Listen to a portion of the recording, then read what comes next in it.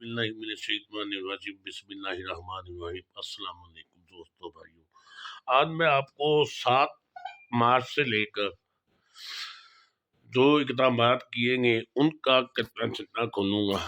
अगर किसी में दम है, अगर किसी में इतना जुर्रत है तो वो इन सवालों के न्यूट्रल होकर वाक़अतन जवाब दे। सबसे पहले तहरीक-ए-अदम एतमाद फ़ाइल हुई, ठीक है जी, 8 मार्च को।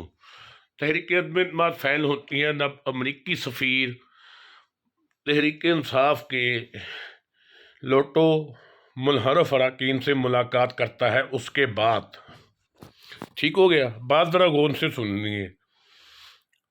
अब यहाँ पे सवाल ये पैदा होता है कि कोई मुझे बता दे कि अमरीकी सफ़ीर उन्हीं लोगों के साथ, उन्हीं लोटो मुनहरफ अरकान के साथ क्यों मिला जिन्होंने बाद में अदम एतमाद में 20 लोगों ने अहम तरीन किरदार अदा किया। नंबर 1 बात।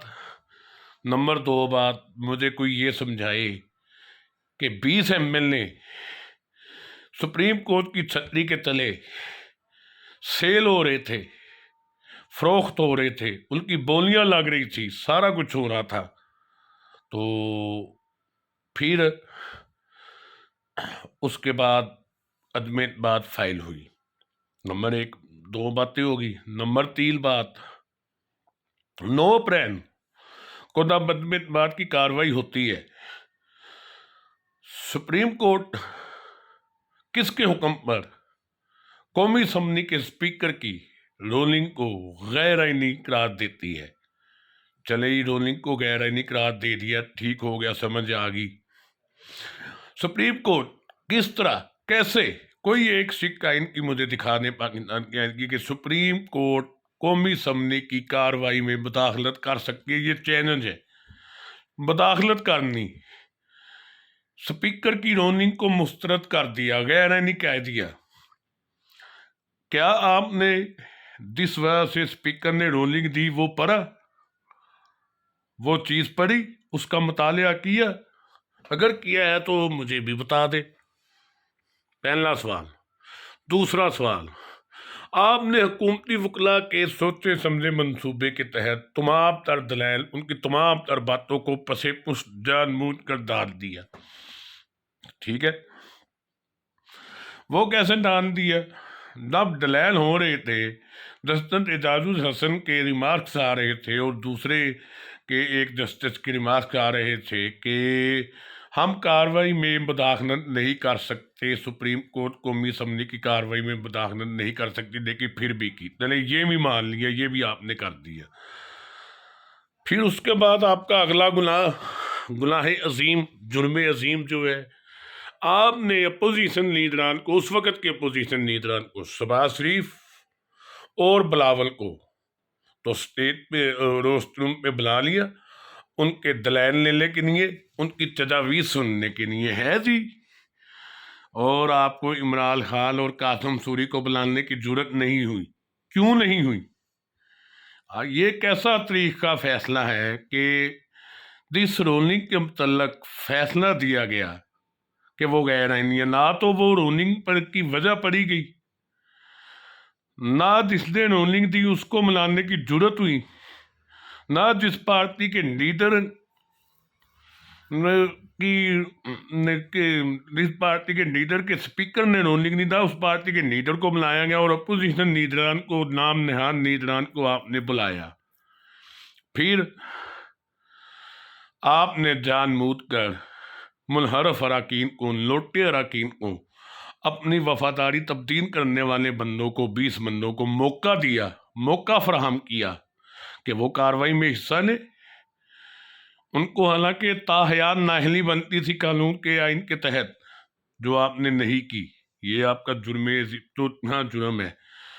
5वां जुर्म फिर आपने किया कि साइफर आपके पास पड़ा था, आपकी टेबल पे पड़ा था, लेकिन चूँकि आपको हुक्म नहीं था भुट्टो वाली सरकार का, क्योंकि आपको अभी तक उनका जो है नहीं था आर्डर, इसलिए आप वो आज 9 महीने हो गए हैं, आप वो साइफर खोल कर पब्लिक करने की जरूरत नहीं कर सके। उस साइफर के मतलब इसी गवर्नमेंट मौजूदा गवर्नमेंट में 2 मीटिंगें होती है कौमी सलामती कमेटी की। दोनों कहते हैं कि उसमें मुदाखलत थी, साजिश नहीं थी, यानी कि साइफर एक हकीकत था। और वजीर आजम शहबाज शरीफ ऑन दी फ्लोर कहते हैं, लेकिन फिर भी आपके काल पे जूद नहीं। फिर उसके बाद कौमी सूबाई असम्बलियों का मामला आते हैं। पहले पंजाब असम्बली का मामला आता है। पंजाब असम्बली में भी वही खेल खेला जाता है, मेम्बरान तोड़े जाते हैं पैसे के जोर पर, सारा कुछ किया जाता है। और आप बड़े धड़ल्ले के साथ आपकी मातहत दानते और आप जनाब कह देते हो कि हम तो सूबाई असम्बली के जो है वो कामों में उनकी मदाखलत नहीं कर सकती। वाह वाह वाह, सुभान अल्लाह, माशाअल्लाह, मशकूक तो आपने बुलाया। फिर इलेक्शन कमीशन भी उनको पहले मौका फराहम करता है मुनहरफ अराकीन को, लोटे अराकीन को अपने करने का। फिर आप में थोड़ी सी गैरत जागती है तो फिर आप कहते हो नहीं ये तो गलत हो गई, ये वो फला तुम, हाँ ठीक है। खैर मुख्तर आपने हमजा शहबाज साहब को वजीर आला पंजाब मिला दिया। 7 मार्च 2022 से लेकर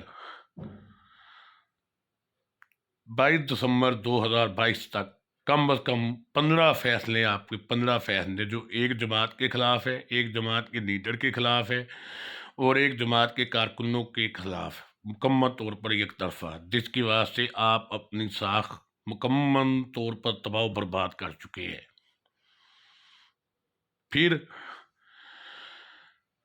उसके बाद सबसे बड़ी और अहम तरीन बात ये कि जनाब कहते हैं कि हम आज़ाद हैं, हम जजेस पर कोई दबाव नहीं डाल सकता, पाकिस्तान की अदालत आज़ाद है, ये है वो है।